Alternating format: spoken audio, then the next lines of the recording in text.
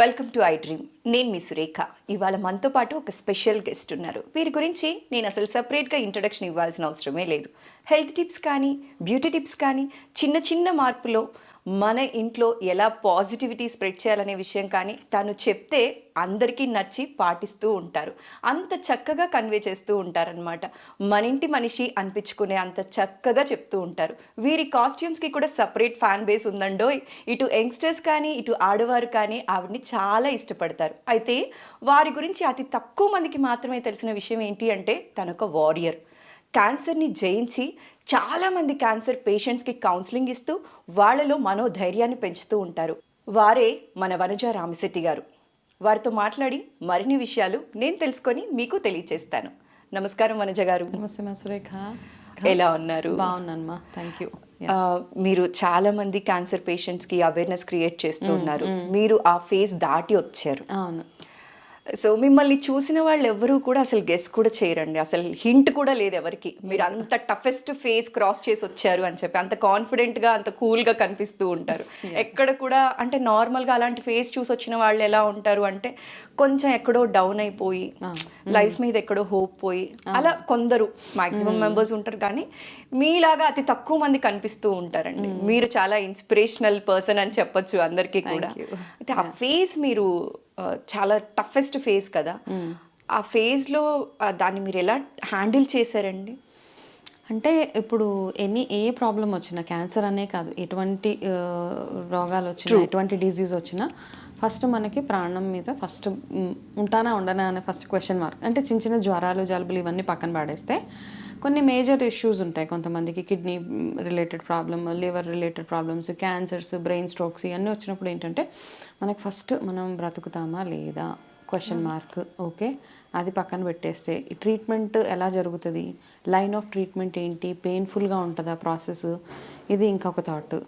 Third thought ఏంటంటే ఇంత నేను ఎఫర్ట్ చేయగలుగుతానా చేయలేనా. ఫోర్త్ థాట్ నన్ను చుట్టూ ఉన్న నన్ను యాక్సెప్ట్ చేస్తారా చేయలేరా. ఇలా ఒకటి కాదు 100 రకాల క్వశ్చన్స్ మన మైండ్లో వస్తూ ఉంటాయి. అయితే మూవీ ఇన్ఫ్లుయెన్సెస్ అనుకోవచ్చు, ఏదైనా అనుకోవచ్చు. క్యాన్సర్ అనగానే అందరికీ చచ్చిపోతాం ఇంకా లాస్ట్ అదే అనమాట.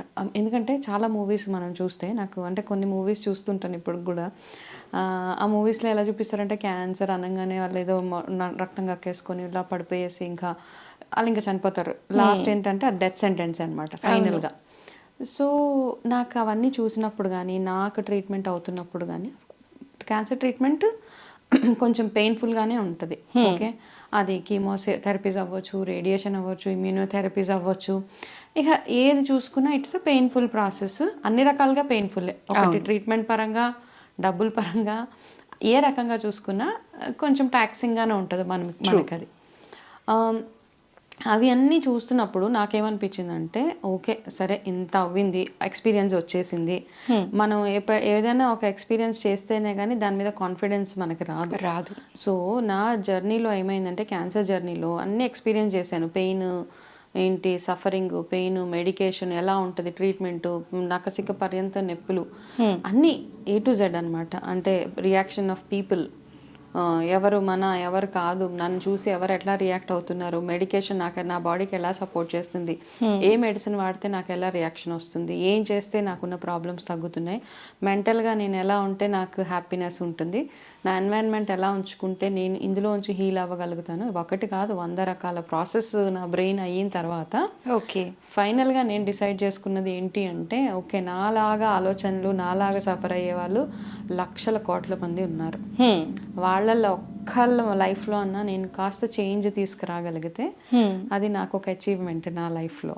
ఓకే, లెర్నింగ్స్ ఎప్పుడు ఏమంటారంటే ఏ లెర్నింగ్ అయినా మనం స్ప్రెడ్ చేస్తేనే దానికి వాల్యూ ఉంటుంది. అవును కదా. సేమ్ థింగ్ నా లైఫ్లో ఏంటంటే నా క్యాన్సర్ జర్నీలో నేను గెయిన్ చేసిన ఎక్స్పీరియన్స్ అంటే నేను ధైర్యంగా ఉన్నాను కాబట్టి అందరూ నా అలాగే ఉండాలి అన్న అస్వార్థ అలా కాదు.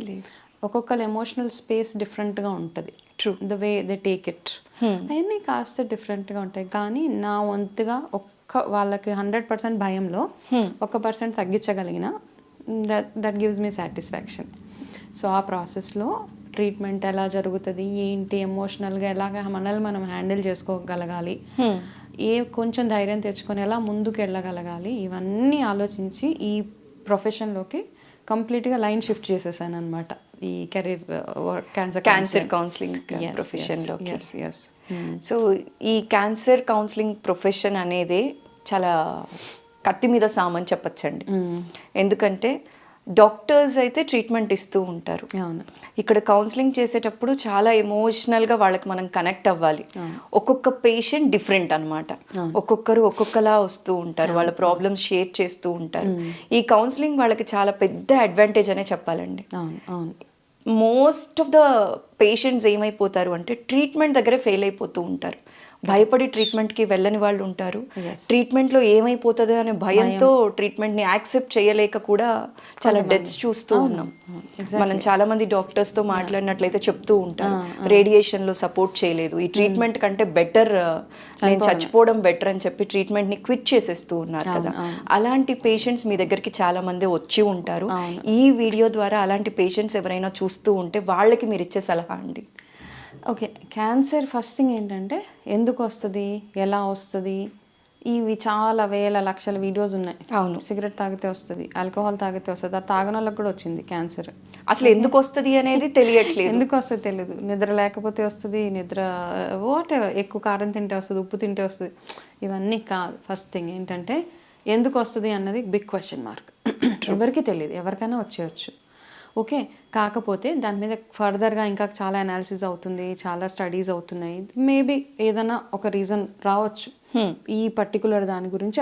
ఇవన్నీ ఏంటంటే క్యాన్సర్ రావడానికి 50% ఛాన్సెస్ ఉంటే మీరు సిగరెట్ తాగడం వల్ల, ఆల్కహాల్ తాగడం వల్ల, ఎక్కువగా తినకూడని ఫుడ్స్ అన్నీ తినడం వల్ల, ప్రాసెస్డ్ తినడం వల్ల 100% వస్తుంది. అంతే, 50-50 ఛాన్సెస్. ఓకే, సో ఎందుకు వస్తుంది అన్నది క్వశ్చన్ మార్క్. అయితే చాలామంది ఏంటంటే ఈ మధ్య కాలంలో నేను ఇంటరాక్ట్ అయిన వాళ్ళలో ఏంటంటే మామూలుగా రొటీన్గా ఇయర్లీ చెకప్స్ అవి చేయించుకోవడానికి వెళ్ళినప్పుడు ఫస్ట్ మైండ్లో నాకు ఏదైనా ఉందేమో, నాకు క్యాన్సర్ ఉంది, నాకు ఇది ఉంది, నాకు అంటే టెస్ట్కి వెళ్ళడానికి ఇంత భయం అనమాట. అందులో ఏం ఆ టెస్ట్ రిపోర్ట్స్ వెళ్ళి 48-72 అవర్స్ అయిన తర్వాత రిపోర్ట్స్ అన్నీ వచ్చాక అప్పుడు అమ్మ నాకేమీ లేదు. అయితే మనం ఎలా అయిపోయిందంటే మన మైండ్ సెట్ ఇప్పుడు ఉన్న కరెంట్ జనరేషన్లో, కరెంట్ సిచ్యువేషన్ ఎలా ఉందంటే ప్రతి ఇంట్లో ఒక క్యాన్సర్ పేషెంటు, ప్రతి ఇంట్లో ఒక డయాబెటిక్, ప్రతి ఇంట్లో ఒక బీపీ, థైరాయిడ్ అన్నీ ఉన్నాయి. ఇంటింటికి రోగాలే. ఓకే, ఇవన్నీ చూసి మన మైండ్ని ఎలా ప్రాసెస్ చేసేసుకుంటున్నాం అంటే ఓకే నాకు కూడా ఈ రోగం వస్తుంది, నాకు కూడా ఇది వస్తుందేమో, వస్తుంది, భయము వస్తుంది అని సెల్ఫ్ ఇన్విటేషన్ అనమాట, ప్లీజ్ కమ్ అనేసి. ఫస్ట్ అండ్ ఫార్మోస్ట్ థింగ్ ఏంటంటే క్యాన్సర్ ఒకవేళ వచ్చిన తర్వాత మనం ఏం చేయగలుగుతాం, దానికి కావాల్సింది చేయండి. కూర్చొని ఏడ్చి మీ చుట్టుపక్కల ఉన్న వాళ్ళని భయపెట్టి మీరు భయపడిపోయి టెన్షన్ జోన్లోకి వెళ్ళిపోయి నేను ఇంక చచ్చిపోతాను, నాకు ఇంక ఇంతే లైఫ్ అంటే దట్స్ ఆల్.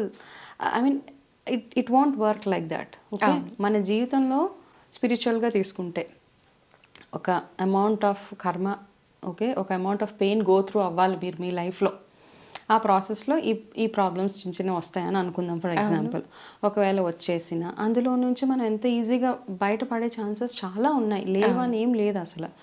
అయితే దానికి కావాల్సింది ఏంటి, ఎర్లీ డయాగ్నోసిస్ కావాలి. Early diagnosis, proper medication, 100% treatment చేయించుకోవడము, ట్రీట్మెంట్ మధ్యలో వదిలేయడం అవి కాదనమాట. కొంతమంది ఏం చేస్తారంటే ఇప్పుడు ట్రీట్మెంట్ చేసుకునే ప్రాసెస్లో నాకు ఇది తినకూడదు అని చెప్తే అదే తింటాం మేము, మాకు అదే తినాలని, అది తినకపోతే ఉండలేము. షుగర్ తినొద్దు మొత్తం అంటే as per one study sugar is a feed for cancer cells అన్నారు. సరే క్యాన్సర్ ట్రీట్మెంట్ అవుతున్నప్పుడు షుగర్ మైనస్ చేయండి అంటే లేదు మేడం నేను మైనస్ చేయలేను, 1/2 స్పూన్ అనే వేసుకుంటాను. సో ఇక్కడ ఏంటంటే మనము మన క్రేవింగ్స్ని కంట్రోల్ చేసుకోవడము, మన మైండ్ సెట్ని సరిగ్గా పెట్టుకోవడము.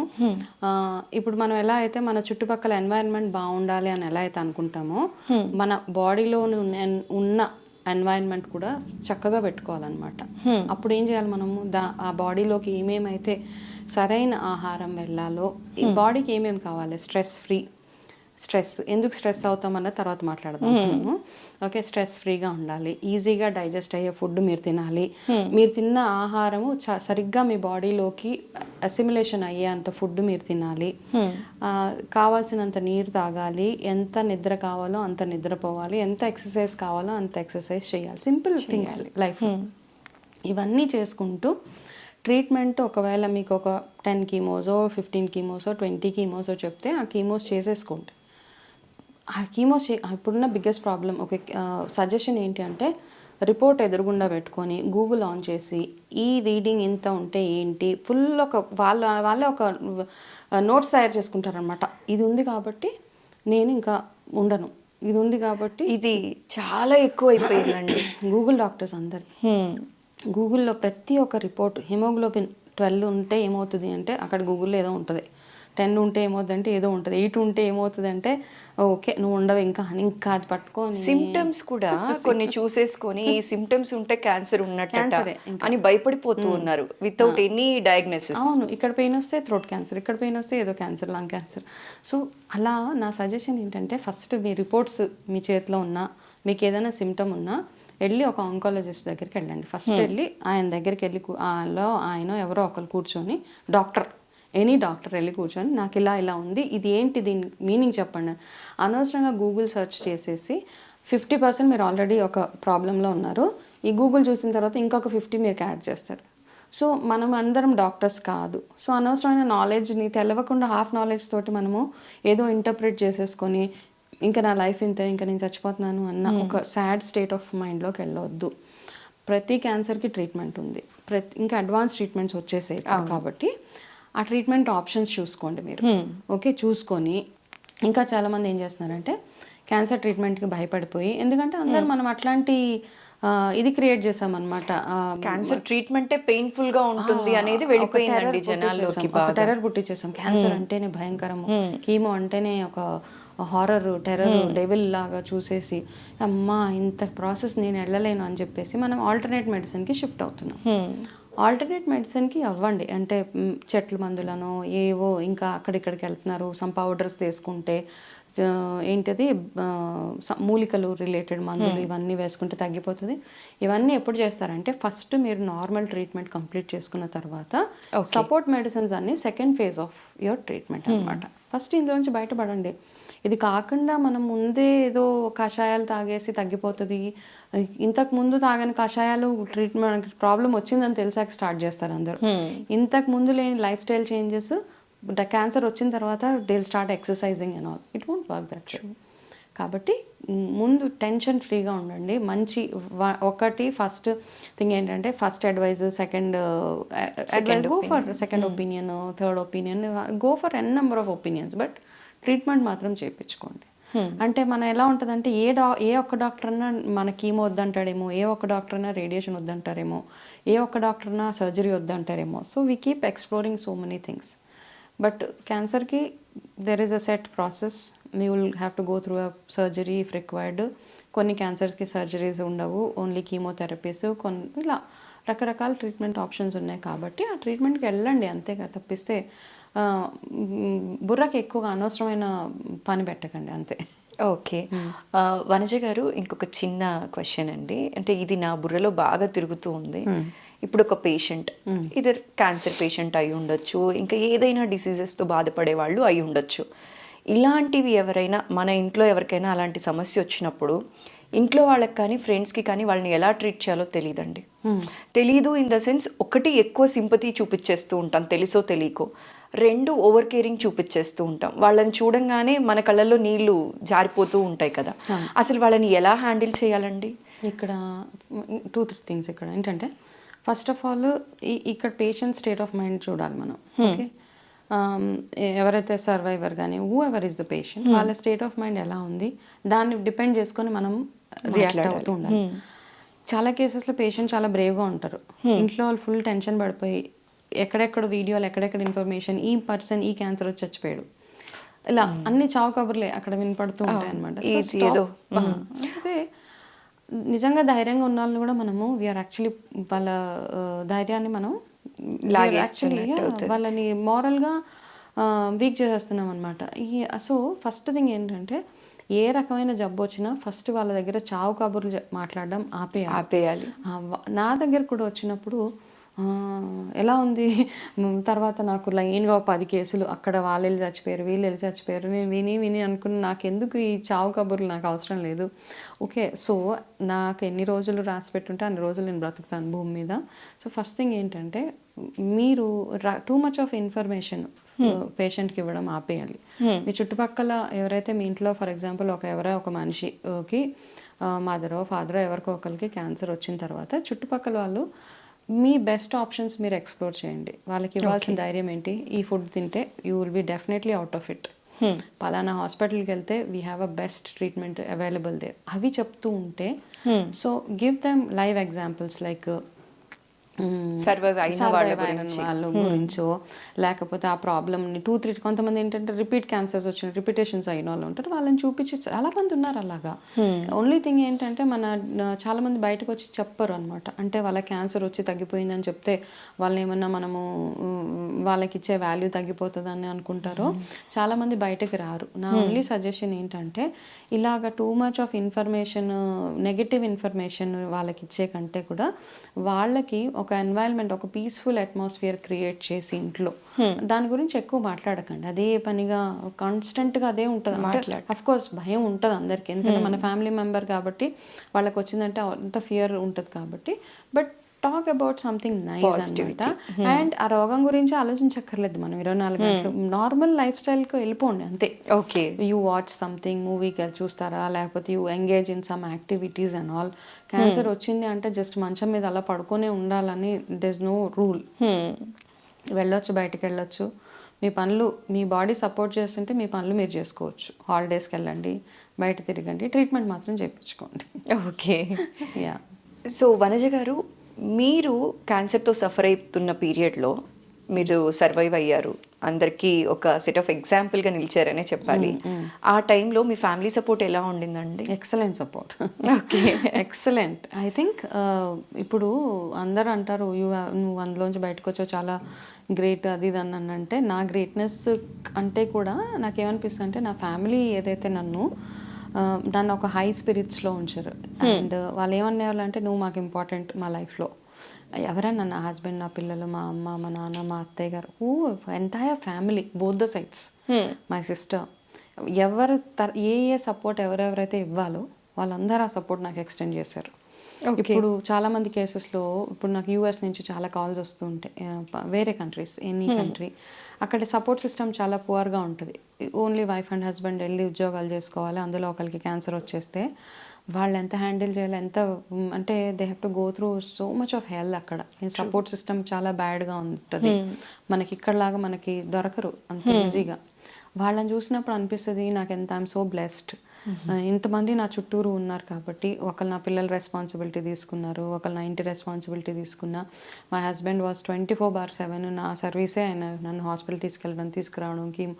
అండ్ ఒక్కటి ఏంటంటే అందరూ ఒకటి ఎన్ష్యూర్ చేసింది ఏంటంటే, వాళ్ళు నా దగ్గర నా ప్రాబ్లం గురించి పదే పదే మాట్లాడేవాళ్ళు కాదు. విజిటర్స్ని మైనస్ చేసేసాను. విజిటర్స్ ఎవరు ఎక్కువ లేదు, అది మాత్రం మైనస్. నేను చేసిన నా లైఫ్లో ఒకటి ఏంటంటే, అందరు వచ్చి చూసి చూసి చూసి చూసి ఒక్కొక్కరు ఏదో ఏదో చెప్తే వెళ్తూ ఉంటారు. నాకు రియల్లీ చాలా కావాల్సిన వాళ్ళు తప్పించి మిగతా అందరినీ నేను అవాయిడ్ చేసేసాను అనమాట. ఐ యూస్ టు చెప్పండి, నేను I'm not in a space to meet anybody. Okay, మనం వాళ్ళ ముందు కూర్చోవాలి, ఒంట్లో బాగోపోయినా కూర్చోవాలి, నీరసం వచ్చినా కూర్చోవాలి, వాళ్ళు ఏదో ఏడుస్తారు, వాళ్ళు ఏదో చేస్తారు. సో అట్లాంటి వాళ్ళని stop entertaining such people. Surround your self with good people. అంతే, నీ మంచి అంటే మిమ్మల్ని ఎప్పుడు హై స్పిరిట్స్లో ఉంచి మీకు లైఫ్ మీద ఒక ఆశ కల్పించి, నువ్వు అంటే మాకు అవసరం, నువ్వు నీ అంటే యువర్ ప్రెజెన్స్ ఈజ్ ఇంపార్టెంట్ అని ఫీల్ చేసే వాళ్ళ దగ్గర మనం ఉండాలి. అండ్ మన ఫ్యామిలీ మెంబర్స్ కూడా వీక్గా ఉంటే మాత్రం మనం కూడా ఆటోమేటిక్గా ఆ ఎనర్జీ మనకు పాస్ అవుతూనే ఉంటుంది. ఈవెన్ మై మదర్, మా అమ్మాయి అంటే నార్మల్గా మదర్స్ ఎట్లా ఉంటారంటే, పిల్లల్ని అలా చూసి చాలా ఏడ్చి అలా చేసేస్తుంది. మా మదర్ ఇనీషియల్గా అలా ఉన్నా, తర్వాత నన్ను ఆవిడ చూసి she was also supporting me so much. Wonderful, పర్వాలేదమ్మా, ఏం కాదు, you will get out of this problem అని చెప్పి అలా చెప్పి చెప్పి చెప్పి చెప్పి ఆ ప్రాసెస్లో ఏంటంటే మనకంటూ కొన్ని గోల్స్ ఉండాలి. క్యాన్సర్ వచ్చింది కదా, నేను ఇంకా ఏమి చేయను, నా జాబ్ మానేస్తాను, నేను ఇంకేం పనులు చేయను కాదు. ఏదో set some goals for your self. అంటే ట్రీట్మెంట్ జరుగుతున్న ప్రాసెస్లో జనరల్గా వర్క్ స్టైల్ సేమ్ కంటిన్యూ చేయొచ్చా అండి?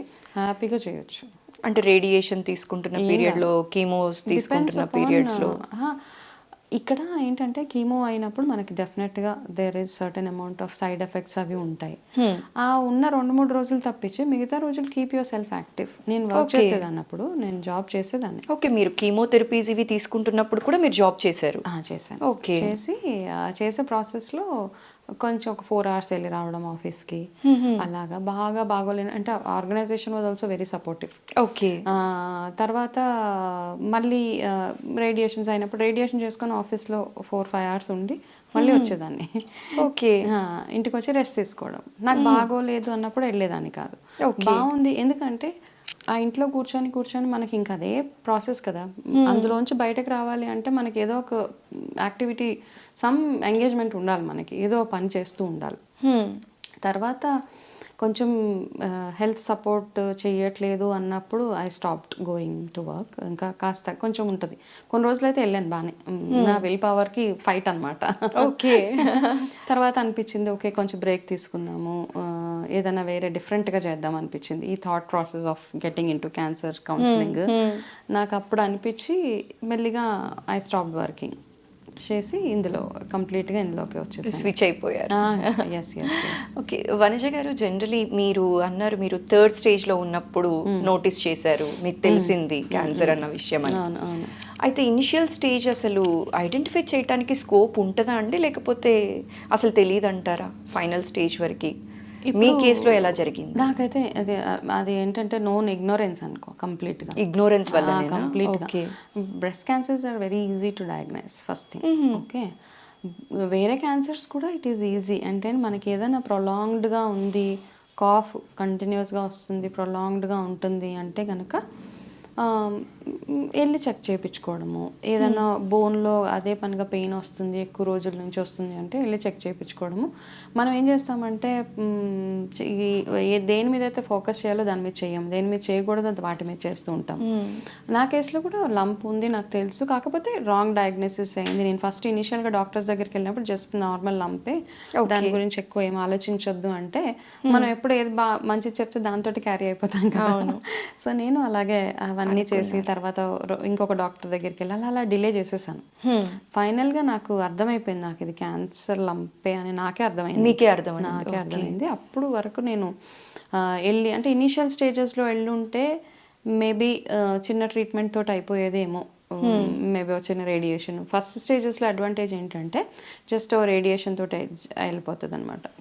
కొన్ని కొంచెం అడ్వాన్స్ స్టేజెస్కి వచ్చేటప్పటికి మనకి ఆర్గన్ తీసేయాల్సి వస్తుంది, ఎక్కువ కీమోథెరపీ చేయాల్సి వస్తుంది. సో ఇలాంటివన్నీ కొంచెం ఎమోషనల్గా కాస్త మనం డిస్టర్బ్ చేసేసే ట్రీట్మెంటే ఉంటుంది. సో కాబట్టి ఏంటంటే మనం ఎంత అర్లీగా ఏ సిమ్టమ్ అయినా, ఇప్పుడు మెడిటేషన్ చేయమని ఎందుకు అంటారంటే, మెడిటేషన్ అంటే మనకి ఏదో భగవంతుడు ప్రత్యక్షం అవుతాడు అవన్నీ కాదు. బేసిక్గా ఏంటంటే వెన్ యూ మెడిటేట్ మన బాడీ మీద మనం ఫోకస్ చేసుకుంటూ ఉండాలన్నమాట. హౌ ఈజ్ మన బాడీలో ప్రతి ఒక్క పార్ట్ ఎట్లా వర్క్ చేస్తుంది, ఈజ్ ఎవ్రీథింగ్ ఫైన్. సో ఆ మెడిటేషన్ చేసే ప్రాసెస్లో మనకు అర్థమైపోద్ది అనమాట. అండ్ ఈ మైండ్ఫుల్నెస్ అంటాం, ఈ మైండ్ఫుల్నెస్ ఇవన్నీ మన గురించి, అవన్నీ ఎందుకు అంటే మన బాడీలో ఏమవుతుందో తెలుసుకోవడానికి. చాలా మంది ఇగ్నోర్ చేసేస్తూ ఉంటారు. బ్యాక్ పెయిన్ వస్తే ఇగ్నోర్ చేస్తాము, లేకపోతే కడుపులో నొప్పి వస్తే ఇగ్నోర్ చేస్తాము. అయితే అఫ్ కోర్స్ నార్మల్ పెయిన్స్ అన్నీ ఉంటాయి, కాకపోతే కొంచెం క్రానిక్గా కొంచెం డిఫరెంట్గా మనకు తెలిసిపోతుంది. నార్మల్గా వచ్చే పీరియడ్ పెయిన్స్కి లేకపోతే మీకు క్యాన్సర్ ఉన్న పెయిన్కి there is lot of difference. ఆ డిఫరెంట్ అనిపించినప్పుడు జస్ట్ ఒక 500 ఇచ్చి ఒక డాక్టర్ దగ్గరికి వెళ్ళి కన్సల్ట్ అవ్వడం అంతే. అది చెయ్యం మనం, అనవసరమైన వాటికి హోమ్ రెమెడీస్ చేస్తాం అనమాట కూర్చొని. సో అవన్నీ చేయకుండా early diagnosis is always good మనకి. ఓకే, వనజ గారు, ఇప్పుడు జనరలీ చాలా అవేర్నెస్ ప్రోగ్రామ్స్ చేస్తూ ఉన్నారు, చాలాసార్లు చాలామంది ఆంకాలజిస్ట్ని చెప్తూ ఉన్నారు 40 years తర్వాత 30 years తర్వాత మీరు ఫ్రీక్వెంట్గా గైనకాలజిస్ట్ని కలిసి ఒకసారి బ్రెస్ట్ టెస్ట్ చేయించుకోండి, బ్రెస్ట్ క్యాన్సర్ లేకుండా చూసుకోండి అని చెప్తూ ఉన్నారు కదా. ఇది ఎంతవరకు అవసరం అంటారు?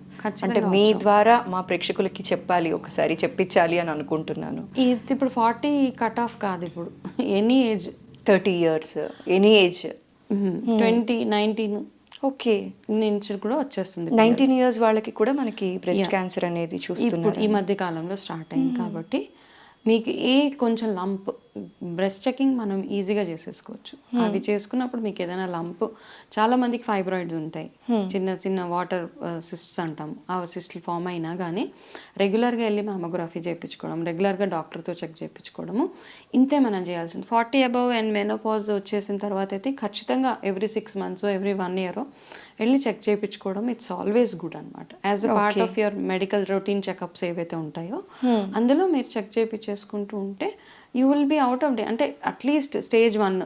ఓకే, మాకు తెలిసిన నా క్లయింటే ఎంత సూపర్ డయాగ్నోసిస్ అంటే షీఈ్ అ వెరీ గుడ్, ఒక పెద్ద చాలా వెరీ రెప్యూటెడ్ ఎంఎన్సీలో షీఈ్ అ నేషనల్ హెడ్ అనమాట. ఓకే ఓకే, ఆ అమ్మాయికి వచ్చింది. ఆ అమ్మాయికి రాగానే తను ఏం చేసిందంటే ఇమ్మీడియట్గా స్టేజ్ 1లోనే డయాగ్నోసిస్, నథింగ్, వెళ్ళింది ఇక్కడ నుంచి, she went to other country, effort స్టేజ్లో ఉంది, ఎఫర్ట్ చేసుకోగలుగుతుంది. జస్ట్ ఒక 15 రేడియేషన్ తోటి she's out of cancer. She's happy now. ఇంకా నెక్స్ట్ లెవెల్స్కి కూడా వెళ్ళిపోయింది జాబ్లో. కాబట్టి ఎర్లీ డయాగ్నోసిస్ నా విషయంలో నేను చేసుకోలేకపోయాను. బట్ నెక్స్ట్ నా తర్వాత వాళ్ళు ఎవరైతే ఉన్నారో ఇట్లాంటి మిస్టేక్స్ చేయకూడదు, అంతే, చిన్న చిన్న మిస్టేక్స్.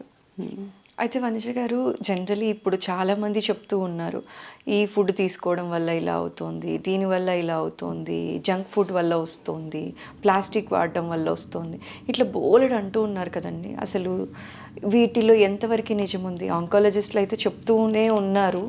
స్టిల్ మీ ఒపీనియన్ ఏంటండి దీనిపైన? ఫస్ట్ రూల్ ఆఫ్ లైఫ్ ఏంటంటే మనం ఎంతైతే భోజనం తింటున్నామో ఆ తిన్నదంతా సరిగా డైజెషన్ అయిపోయి, చాలా మంది కాన్స్టిపేషన్ ఇష్యూస్ వస్తుంటాయి. ఎప్పుడైతే మనకి ఆ కాన్స్టిపేషన్ అన్నది స్టార్ట్ అవుతుందో అప్పటి నుంచి మనకి ఏదో ఒంట్లో ఒక చిన్న ప్రాబ్లం ఉంది. ఓకే ఓకే, అది గుర్తుపెట్టుకోవాలన్నమాట.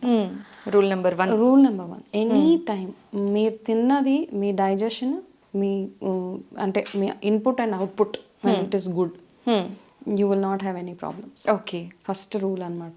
ఓకే, దాని తర్వాత మీరు ఏం తినాలి ఏం తినొద్దు అంటే సింపుల్ రూల్ ఆఫ్ లైఫ్ ఏంటంటే, నేను చాలాసార్లు మాట్లాడాను, చాలామంది ఏం చెప్తారంటే మనం ఏదైనా ఒక పదార్థాన్ని తీసి భూమిలో వేస్తే అది పెరిగినప్పుడు అది మన ఒంట్లోకి వెళ్ళాలి. ఓకే, అన్ని వెజిటేబుల్స్, విత్తనాలు ఏవైతే మనం మెంతులు వేసినా, ఆవాలు వేసినా, జీలకర్ర వేసినా, లేకపోతే పసుపు కొమ్ము నాటినా, ఏది చేసినా, మళ్ళీ మామిడికాయ టెంకలు వేస్తే మళ్ళీ మ్యాంగోస్ పెరుగుతాయి. ఇవన్నీ మనకి తినదగ్గ ఫుడ్స్ అనమాట. అవును. అదే ప్లేస్లో యూ టేక్ అ బ్రెడ్, ఒక మైదా పిండి చేసి మనం భూమిలో పెడితే 4 రోజులకి అది కుళ్ళిపోతుంది. సేమ్ థింగ్ బ్రెడ్ వేస్తే కుళ్ళిపోతుంది. ఈవెన్ నాన్ వెజ్ వెళ్ళి తీసినా ఇట్ విల్ బి రాటన్ కదా. అవును. అట్లాంటి ఫుడ్ ఏమవుతుంది, సో ఏది తినొచ్చు ఏది తినకూడదని ఇక్కడే మన బైఫర్కేషన్. అట్లా నాన్ వెజ్ తినవద్దు, మానేయండి, I don't promote all that. మనకు కావాల్సిన కొన్ని విటమిన్స్ నాన్ వెజ్ నుంచి వస్తాయి కాబట్టి, ఎగ్ తింటే ప్రోటీన్ ఉంటుంది, B12 కావాలంటే నాన్ వెజ్ తినాలి. సో ఇట్లాంటి లిమిటెడ్గా అనమాట. ఓకే, తిన్నప్పుడు పాతకాలంలో ఏం చేసేవాళ్ళంటే వారానికి ఒకటేసారి నాన్ వెజ్ పెట్టేవాళ్ళు. ఎందుకంటే నాన్ వెజ్ మన ఒంట్లో అరగడానికి, ప్రాపర్గా డైజెషన్ ఫుల్గా అవ్వడానికి 48 to 72 hours పడుతుంది. వెజిటేబుల్స్ అయితే 12 hours, ఒక్కొక్క వెజిటేబుల్కి ఒక్కొక్క టైం ఫ్రేమ్ ఉందన్నమాట. 12 hours, 24 hours అరిగిపోతుంది మనకి. అందుకని 7 o'clockకి భోజనం చేసి నెక్స్ట్ డే మళ్ళీ 8 o'clockకే తినేవాళ్ళు. ఇవన్నీ అప్పుడు ఉన్న సన్సెట్ అయ్యే టైంకి తినేసి సన్ రైజ్ అయ్యాక మళ్ళీ తినేవాళ్ళు. 12 hours, 13 hours ఎలాగో మనం ఇచ్చేస్తున్నాం. కానీ ఇప్పుడు దానికి ఫ్యాన్సీగా ఇంటర్మీడియట్ ఫాస్టింగ్ అని అదని, ఆ ఇంటర్మీడియట్ ఫాస్టింగ్లో ఏం తినాలి ఏం తినకూడదు ఇవన్నీ వచ్చాయి కాబట్టి. బట్ ఇప్పుడు నేను చెప్పేది ఏంటంటే జస్ట్ ఏవైతే ఇప్పుడు నేను డిస్క్రైబ్ చేశానో, మీరు ఏ ఫుడ్ని అయితే మళ్ళీ రీగ్రో అవుతుందో అది తినడము.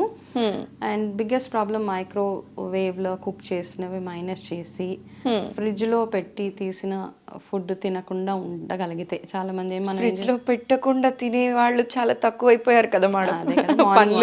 ఫ్రిడ్జ్ లో పెట్టేస్తాము.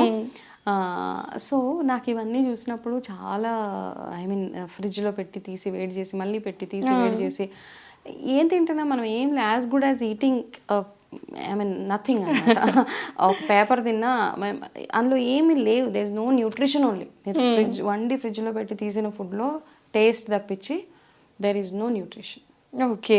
పిల్లలకు కూడా అందుకే ఇప్పుడు చిన్న పిల్లలకి ఎందుకు క్యాన్సర్ వస్తున్నాయి అంటే because we are doing all these mistakes చిన్న చిన్న పిల్లలకి. అండ్ తినేటప్పుడు మనము సరిగా తినము, యాక్చువల్గా మనం సరిగా నవ్వలము, సరిగా కూర్చోము, సరిగా కలుపుకోము, సరిగా వాటర్ తాగము, రాంగ్ ఫుడ్ కాంబినేషన్స్ రకరకాలు ఉన్నాయి అసలు. అంటే క్యాన్సర్ ఎందుకు వస్తుంది అన్నదానికి దేర్ ఇస్ నో ఆన్సర్. కానీ రాకుండా ఉండాలి అంటే ఏమేం చేయాలి అన్నదానికి దెర్ ఇస్ ఆన్సర్ అనమాట. సో ఈ రాకుండా ఉండాలి అంటే ఇవన్నీ జాగ్రత్తగా చూసుకోవాలి అంటారు. మనం తీసుకునే ఫుడ్ హ్యాబిట్స్ కానీ. ఫుడ్ తిన్న ఫుడ్ అరగాలి ఫస్ట్ థింగ్. సో మనం ఏంటంటే ఒక రూల్ ఉంటుంది ఆయుర్వేదాలో, ఏంటంటే వండిన ఫుడ్ 4 hours లోపల తినాలి. అవును. కానీ ఇప్పుడు మనకి 1 pot మీల్ పొద్దున్నే వండేస్తాం, అదే 24 hours అవ్వాలి. అది కొంతమంది 24 hours దగ్గర ఆగట్లేదు కదండి, నెక్స్ట్ డే కూడా వెళ్ళిపోతుంది. రీహీటింగ్ ప్రాసెస్, రీహీట్ కరో, మైక్రోవేవ్ కరో, ఇలాంటివన్నీ నేను చాలా ఎవరింటికన్నా డిన్నర్స్కి గట్ట వెళ్తుంటే అలా కామన్ డైలాగ్, ఫ్రిడ్జ్ में से निकालो उसको రీహీట్ కరో. ఓకే, నాకు తినాలంటే కాస్త ఇట్స్ ఓకే, అంటే ఒకసారి తినడం వల్ల ఏదో అయిపోతుంది అని కాదు. ఎవరైతే మనం రెగ్యులర్గా ఈ ప్రాసెసెస్, పిల్లలకు కూడా అదే అలవాటు అయిపోయింది అనమాట. మన ఫ్రిడ్జ్లో నుంచి తీస్తున్నారు, మైక్రోవేవ్ పెడుతున్నారు, వేడి చేస్తున్నారు, తింటున్నారు. దేర్ ఇస్ నథింగ్, అందులో ఏ పోషక విలువలు లేవు. మనకి వీలైనంతగా ఫ్రెష్గా వండుకునేలాగా అట్లీస్ట్ ఒక మీల్ అయినా, మధ్యాహ్నం ఆఫీసులకి వెళ్ళిపోతే మనకు ఒక ఛాన్స్ లేదు, ఆప్షన్స్ ఉండవు కాబట్టి ప్యాక్ చేసుకునే వెళ్ళి అట్లీస్ట్ ఇంటికి వచ్చిన తర్వాత అయినా మనము వండుకునే ప్రాసెస్ ఉంటే. చాలా మంది ఆడవాళ్ళు క్వశ్చన్ మార్క్ వేయొచ్చు, మేము ఆఫీస్కి వెళ్ళి 10 గంటలకు వస్తాం, 8 గంటలకు వస్తాం ఎలాగా అని. మనం కెరీర్ మీద ఫోకస్ చేసినప్పుడు ఒక 10,000 అఫోర్డ్ చేయొచ్చు అనుకుంటా. Really that's my suggestion. నేను కొన్ని సెమినార్స్కి వెళ్ళినప్పుడు ఒక మోటివేషనల్ స్పీకర్ హీ టోల్డ్, మీరు, నాకు అప్పటి నుంచి అది మైండ్లో ఉండిపోయింది నేను వర్క్ చేసేటప్పుడు, మీరు ఇంట్లో ఇంత కష్టపడుతున్నాం అంటున్నారు, మీ కెరీర్లో మీరు సక్సెస్ఫుల్గా ఉండి మీరు ఒక 2 లక్షలు సంపాదిస్తే అందులో నుంచి 10,000 తీసి ఒక హెల్ప్కి ఇస్తే వండి పెడుతుంది కదా, అక్కడే సేవింగ్ చేయడానికి మనం ట్రై చేస్తాము. ఆ సేవ్ చేసే ప్రాసెస్లో ఒక 50,000 హాస్పిటల్కి తగిలేస్తాం. సో ఇది just a suggestion. So at least మనం పిల్లలకి పెట్టడం, మన నెక్స్ట్ జనరేషన్ అయినా హెల్దీగా ఉండాలి అంటే మనం పెట్టే ఆహారము అప్పటికప్పుడు వండి పెట్టేలాగా చూసుకుంటే. అండ్ రా ఫుడ్స్ మీద చాలా ఫోకస్ ఈ మధ్య కాలంలో. సో ఇప్పుడు వచ్చే రా food it's not organic most of the times. So రా అవాయిడ్ చేయండి కొన్ని రోజులు. అంటే మీ ఓన్ ఫామ్ ఉంది, మీకు తెలుసు అది వితౌట్ ఎనీ ఆర్గానిక్గా మీరు పండించారన్నప్పుడు ఆ ఫుడ్ హ్యాపీగా రా ఫుడ్ తినేసేయండి. కానీ బయట కొన్న ఏ ఆహారమైనా ఇంట్లో కాస్త steam boil or in form of soup తీసుకోవడమే బెటర్. ఓకే. అండ్ షుగర్స్ ఎంతగా తగ్గించగలిగితే మన అనను, ఎందుకంటే మనకి ట్రెడిషనల్గా షుగర్ వేసుకుంటూనే వస్తున్నాం మనం కాఫీ టీలో వాటిల్లో. అది మైనస్ చేసేస్తే షుగర్ ఇవన్నీ కొంచెం ఎమోషన్స్ అనమాట. కాఫీ, టీ, షుగర్ ఇవన్నీ మనం ఎమోషనల్గా కనెక్ట్ అయిపోయినాయి కాబట్టి కాస్త తగ్గించండి. ఒక ఏజ్ వచ్చిన తర్వాత దాన్ని మైనస్ చేసుకుంటూ ఉండడము, షుగర్కి బదులు జాగరీ, బెల్లం అలాంటివి రీప్లేస్ చేసుకుంటే సరిపోతుంది. అలాంటివి. వనజ గారు, అంటే మన ఫుడ్ ఎలా తీసుకోవాలి, ఎలాంటి ఫుడ్ మాత్రమే పిల్లలకి ఇవ్వాలి అనేది చాలా చక్కగా చెప్పారు. ఎలాంటి ఫుడ్ తీసుకోవాలి, ఎలాంటి ఫుడ్ తీసుకోకూడదో కూడా అర్థమయ్యేలా చెప్పారండి. అయితే ఇప్పుడు ఎక్సర్సైజ్ కానీ, యోగా కానీ, మెడిటేషన్ కానీ కొంతమంది మాత్రమే చేస్తూ ఉన్నారు, అందరూ ఎక్కువ అలవాటు లేదనే చెప్పాలండి. ఓన్లీ వెయిట్ గెయిన్ అయ్యాము అన్నప్పుడు మాత్రమే జిమ్ కానీ, యోగా కానీ ఇలాంటివి జాయిన్ అవుతూ ఉన్నారు కదా. సో ఇలాంటి ఒబెస్ వల్ల కూడా మనకి ఏదైనా క్యాన్సర్ లాంటివి హిట్ చేసే అవకాశం ఏమైనా ఉందంటారా అండి, ఒబెసిటీ కారణంగా? ఎగ్జాక్ట్లీ, ఒబెసిటీ ఎప్పుడైతే యాజ్ లాంగ్ మనకి సెడెంటరీ లైఫ్ స్టైల్ అయిపోయినప్పుడు, మనం ఏం పని చేయకుండా లేజీగా ఉంటాం చాలామంది. ఓకే, అంటే మన ఇంట్లో అందరూ మనకి పని చేసే వాళ్ళు ఉన్నా మనం ఎంత ఫిజికల్గా ఎంత యాక్టివ్గా ఉంటున్నామో. ఒబెసిటీ వల్ల మనకి క్యాన్సర్ ఒకటే కదా, క్యాన్సర్ కూడా వస్తుంది, థైరాయిడ్ కూడా వస్తుంది, బీపీ వస్తుంది, షుగర్ వస్తుంది, ఆర్థరైటిస్ వస్తుంది, బ్యాక్ పెయిన్ వస్తాయి, అన్నీ వస్తాయి ఒబెసిటీ వల్ల. ఓకే, సో ఫస్ట్ థింగ్ ఏంటంటే ఒబెసిటీ రాకుండా చూసుకోవాలి. మనం ఎంత బిఎంఐ ఉంది మనకి ఇప్పుడు, ఓకే, లక్కీలీ వినో ఎంత బిఎంఐలో ఉంటే నేను హెల్దీగా ఉన్నాను, సో ఆ వెయిట్లో ఉండడానికి ట్రై చేయండి. బట్ కొంతమందికి లావుగా ఉన్నా వాళ్ళు హెల్దీగా ఉంటారు, చాలా సూపర్ యాక్టివ్గా ఉంటారు. సో ఓకే, వాళ్ళని మైనస్. ఓకే, అయితే ఈ మధ్య మనకి ఫోకస్ అంతా లావు, 1 ఇంచ్ లావు అవ్వగానే మొత్తం ఇమ్మీడియట్గా నేను జిమ్ చేస్తాను, నేను డైట్ చేస్తాను కాదు. అంటే ఎవరైనా కానీ లావ్ అయినప్పుడు సన్నగా అవ్వాలి అనుకునే ప్రాసెస్లో ఫస్ట్ మిమ్మల్ని మీరు అనలైజ్ చేసుకోండి. మీరు అంటే మీ బాడీలో వేరే రకాలైన ఇష్యూస్ ఉన్నాయా, మీకు డైట్, మీకు ఎక్సర్సైజ్ సూట్ అవుతుందా అవ్వదా. అంటే ఏమవుతుందంటే ఎక్సర్సైజ్ అందరికీ సూట్ అవ్వదు, జిమ్ అందరికీ సూట్ అవ్వదు. కొంతమంది హాఫ్ అన్ అవరే చేయాలి ఎక్సర్సైజ్, కొంతమంది 1 అవర్ చేసినా ఏం కాదు, కొంతమంది మేబీ 45 మినిట్స్, కొంతమంది మైల్డ్గా ఎక్సర్సైజెస్ చేయొచ్చు. సో రకరకాల కేటగిరీస్ ఆఫ్ పీపుల్ ఉన్నారనమాట. మీకు బోన్ ఇష్యూస్ ఉన్నాయా, కాల్షియం డెఫిషియన్సీస్ ఉన్నాయా, వేరే విటమిన్ డెఫిషియన్సీస్ ఉన్నాయా, blood pressure, sugar, heart related problems, thyroid issues, B12 deficiencies, ఇవన్నీ అనాలిసిస్ చేసుకున్న తర్వాత మీరు ఏ రకమైన ఫుడ్ తిని ఏ రకమైన ఎక్సర్సైజెస్ చేయాలి, మీ బాడీకి ఎంతసేపు రెస్ట్ అవసరమో ఇవి తెలుసుకున్న తర్వాత get in to life style changing process అనమాట. సడన్గా వాళ్ళని ఎవరినో చూసి వాళ్ళలాగే నేను రెప్లికేట్ చేసుకుంటాను అంటే first thing is wrong thing. And over నైట్గా ఈరోజు ఎవరో మమ్మల్ని కామెంట్ చేశారు, లావ్ అవుతున్నావు, నీకు డబల్ చిన్ వచ్చింది, నీకు బొగ్గలు వచ్చేసి నువ్వు లావుగా కనపడుతున్నావు అనగానే నెక్స్ట్ డే జిమ్కి ఎన్రోల్ చేసుకొని గంటలు జిమ్ చేసిన తర్వాత దానివల్ల ప్రాబ్లమ్స్ స్టార్ట్ అవుతాయి అన్నమాట. ఏది చేసినా స్టెప్ బై స్టెప్ అనమాట. ఒకవేళ ఆఫ్ కోర్స్ మీకు వెయిట్ లాస్ అవ్వాలి, లేకపోతే నేను స్లిమ్గా కనపడాలి, బ్యూటిఫుల్గా ఉండాలి అనుకున్నప్పుడు ఒకటే రోజు వెళ్ళిపోయి గంట సేపు ఎక్సర్సైజ్ చేశాక డిమోటివేషన్ నెక్స్ట్ డే చేయలేరు మీరు. అందుకని చాలామంది ఎందుకు ఆపేస్తారు ఒక వారం రోజులు చేసి అంటే, ఒక్కరోజే వెళ్ళి ఫుల్ మోటివేషన్ 1.5 hours చేసేసి వస్తే నెక్స్ట్ డే ఒళ్ళు నొప్పులు అవి వస్తాయి. కాబట్టి first day 15 minutes, 1 week 15 minutes మాత్రమే ఎక్సర్సైజ్ చేయండి, నెక్స్ట్ వీక్ 25 minutes చేయండి, ఆ తర్వాత వీక్ 30, అలా చేసి ఒక 6 months టైం ఫ్రేమ్ పెట్టుకోవాలి మనం. ఎనీ లైఫ్ స్టైల్ చేంజ్ అవ్వాలి అంటే 6 నెలలు మనము తీసుకుంటే కనుక you will be at good. So life స్టైల్లో మార్పులు చేసుకోవాలి అంటే మనం అన్నీ ఏంటంటే చిన్న చిన్న గోల్స్ ఎట్లా ఉంటాయంటే 1 monthలో నేను 10 kgs తగ్గాలి, 2 monthsలో 20 kgs తగ్గాలి అంటే అన్రియలిస్టిక్. బేసిక్గా అన్రియలిస్టిక్ అంటే చేయొచ్చు, చేసేవాళ్ళు కూడా ఉన్నారు. కాకపోతే ఏంటంటే దానివల్ల మీకు వేరే ప్రాబ్లమ్స్లో ల్యాండ్ అవుతారు. ఎనీథింగ్, ఏ లైఫ్ స్టైల్లో మార్పులు చేసుకోవాలనుకున్నా, ఏ లైఫ్ స్టైల్ డిజీజ్ని రివర్స్ చేసుకోవాలనుకున్నా మన ఓవరాల్ హెల్త్ బాగుండేలాగా చూసుకుని దాని మీద రివర్సల్కి వర్క్ చేసుకుంటూ వెళ్ళడమే అంతే. చిన్న చిన్న స్టెప్స్, ఈ రోజు కొంచెం తగ్గింది, రేపు కాస్త, ఇంకా కాస్త, అలాగా. అంతేగాని పెద్ద టార్గెట్స్ పెట్టుకొని దానివల్ల యాక్చువల్లీ అడిషనల్గా స్ట్రెస్ ఈ మధ్య కాలంలో చాలా మందిని, నేను ఎంత చేస్తున్నా నేను వెయిట్ లాస్ అవ్వట్లేదే, నేను ఎంత చేస్తున్నా ఏం తినట్లేదు అయినా కానీ నేను వెయిట్ పెరిగిపోతున్నాను. ఎప్పుడైతే మన మైండ్ స్ట్రెస్లో ఉంటుందో మనం దేని మీద ఎంత చేసినా అది వర్క్ అవ్వదు అనమాట. వెయిట్ లాస్ అవ్వదు, బీపీ తగ్గదు, షుగర్ తగ్గదు, ఇంకా ఎలివేషన్స్ ఉంటాయి అనమాట దాంట్లో. కాబట్టి కూల్గా ఏం చేయాలి అనేది ఫస్ట్ ప్లాన్ చేసుకోండి. నేను 1 weekలో 500 grams తగ్గుతాను, సెకండ్ వీక్లో ఇంకొక 100 grams తగ్గుతాను. అలా మీకంటూ ఒక ప్లాన్ వేసుకోండి, రాసుకోండి. యాక్చువల్గా ఒక నోట్ పెట్టుకోండి అనమాట. లాస్ట్ ఇయర్ January 1st నేను 60 kgs ఉంటే ఈ ఇయర్ January 1st నేను 58 ఉన్నాను, 50, whatever it is, but keep a note. Okay. So be organised. బేసిక్గా మనం దేని మీద వర్క్ చేయాలన్నా కాస్త ఆర్గనైజ్డ్గా ఉంటే సరే. వనజ గారు, ఇప్పుడు కొన్ని ప్రోడక్ట్స్కి జనాలు బాగా అలవాటు పడుతున్నారు. సో ప్రోడక్ట్స్ వాడితే సప్లిమెంట్స్ అనొచ్చు, what ever it is so called. నేను కొన్ని కంపెనీస్ నేమ్స్ చెప్పదలుచుకోవట్లేదు. సో ఈ బ్రాండ్ వాడటం వల్ల, ఇవి వాడటం వల్ల నెలలో 10 kgs తగ్గిపోతారు అని ప్రమోట్ చేస్తూ ఉన్నారు కదా. అలాంటి వాటి వల్ల సైడ్ ఎఫెక్ట్స్ వస్తాయా? ఎవరైతే వెయిట్ లాస్కి సప్లిమెంట్స్ అవి వాడుతున్నారో డెఫినెట్గా మీ లివర్ని చెక్ చేసుకోండి. Okay. It impacts your liver 100%. అయితే చైన్ మార్కెటింగ్ అవ్వడం వల్లనో ఎందువల్లో తెలియదు కానీ మేము వాడాం, మేము తగ్గాం, అది ఆపడానికి ఉండదు కదా. ఇప్పుడు దాని మీద మీరు 30,000 40,000 నెలకు స్పెండ్ చేస్తారు అట్లాంటి వాటి మీద. అది ఆపిన 2 నెలలకి మళ్ళీ you will be back to balloon, మళ్ళీ లావ్ అయిపోతారు. అది ఎలా ఉంటుంది అంటే దట్స్ ఇదనమాట. ఇంకా కంటిన్యూస్గా మీరు అందులో ఉండాల్సిందే. ఖచ్చితంగా మీరు నెలకి 20-30,000 ఖర్చు పెట్టి మీరు ఆ ప్రోడక్ట్స్ వాడవలసిందే.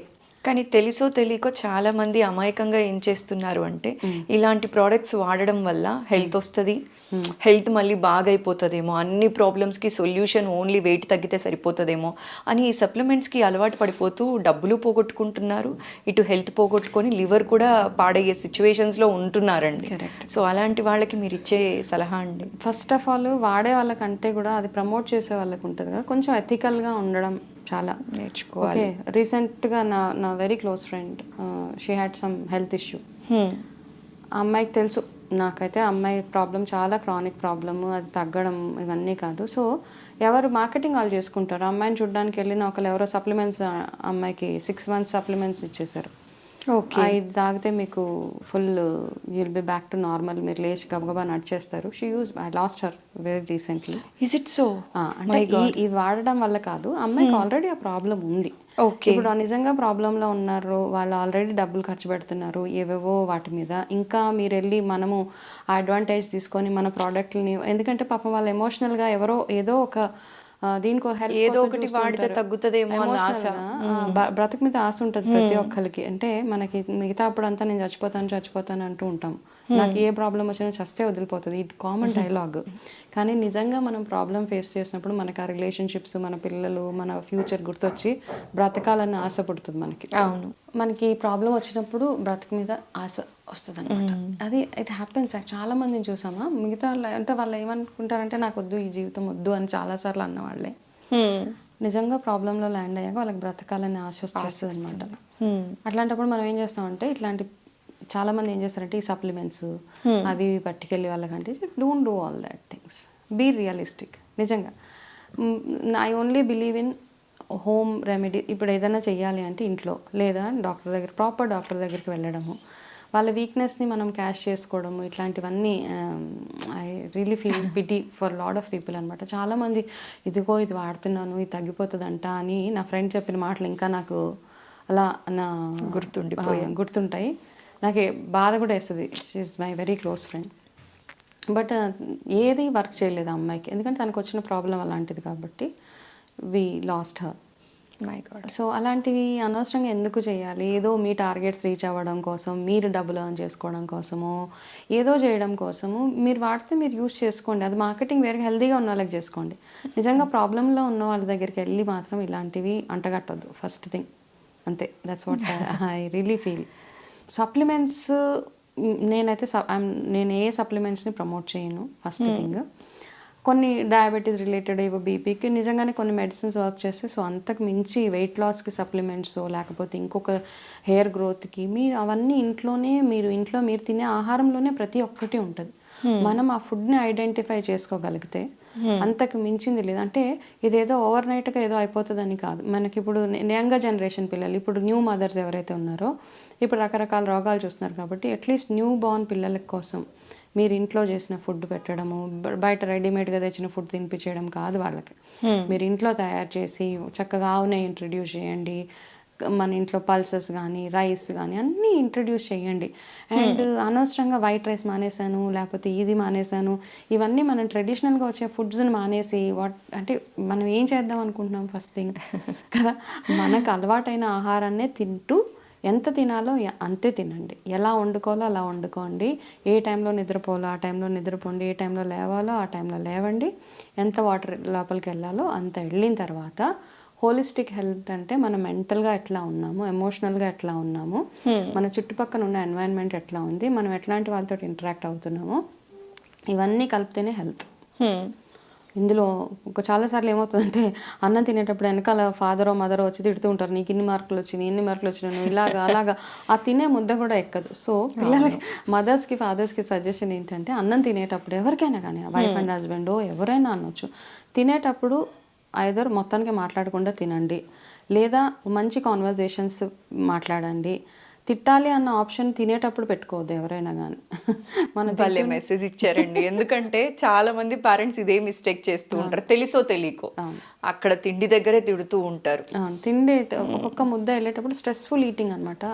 అలా తిన్నప్పుడు మన స్ట్రెస్ హార్మోన్స్ రకరకాలుగా వర్క్ చేస్తూ ఉంటాయి. సో దేర్ ఫోర్ పిల్లలకి వచ్చే రోగాలు కానీ, ఒబెసిటీస్, ఇవన్నీ రీజన్స్. కాబట్టి తినే స్పేస్ని తినడానికి వదిలేయండి. ఎందుకంటే ఇప్పుడు everything comes back to food. ఇప్పుడు ఏ రోగం గురించి మాట్లాడినా ఏం తినాలి, ఈ రోగం తగ్గాలంటే ఏం తినాలి అంటాం తప్పిస్తే everything is linked to food only. అవును కదా. కాబట్టి ఆ తినే స్పేస్ని కాస్త పీస్ఫుల్గా వదిలేయండి. పిల్లలు తినేటప్పుడు వాళ్ళ మీద ఎంత కోపం ఉన్నా ఆ తినేటప్పుడు వాళ్ళని ఏం అనకండి. అందరికీ వర్తిస్తుంది అది. ఆఫీస్లో కూడా లంచ్ టేబుల్ మీద కూర్చొని నా బాస్ ఇలా అన్నాడు, నా బాస్ అలా అన్నాడు, ఏడుస్తారు. తినేటప్పుడు ఏడ్చేవాళ్ళు కానీ, తినేటప్పుడు అనవసరమైన విషయాలు మాట్లాడుకోకుండా తింటే ప్రాపర్గా డైజెస్ట్ అవుతుంది. లేకపోతే మీకు వచ్చే ఈ gastric related issues, indigestions, all because of the stress which you go through. అంతే. That's my suggestion to everyone. చాలా చక్కగా చెప్పారు వనజ గారు. అంటే చాలా మందికి తెలిసింది ఏంటి అంటే వనజ రామశెట్టి గారు అనంగానే హెల్త్ టిప్స్ చక్కగా ఇస్తారు, బ్యూటీ టిప్స్ సూపర్గా ఇస్తారు, అండ్ చిన్న చిన్న మార్పులతో మేము ఇంట్లో హ్యాపీగా ఉండాలి అంటే దేవుడిని ఎలా ఆరాధించాలి, బాబా సచ్చరిత్ర గురించి ఇలాంటివి చాలా మంచి వీడియోస్ చేసినప్పటికీ కూడా మీరు ఒక క్యాన్సర్ కౌన్సిలర్ అనేది అతి తక్కువ మందికి మాత్రమే తెలుసండి. సో ఇవాళ మా ప్రేక్షకులకి అది చెప్పి, అండ్ అలానే ఎవరైనా క్యాన్సర్తో సఫర్ అవుతున్న వాళ్ళు కనుక ఉంటే మీ సలహాలు వాళ్ళకి యూజ్ అవ్వాలి అని చెప్పి చిన్న ప్రయత్నం ఇవాళ ఐ డ్రీమ్ తరపున చేసామండి. మీ వాల్యుబుల్ టైంని మా కోసం స్పేర్ చేసి ఇవాళ మాకు చాలా చక్కటి ఇన్ఫర్మేషన్ తెలియజేశారు. Thank you so much Vanaja గారు. So happy. Thank you.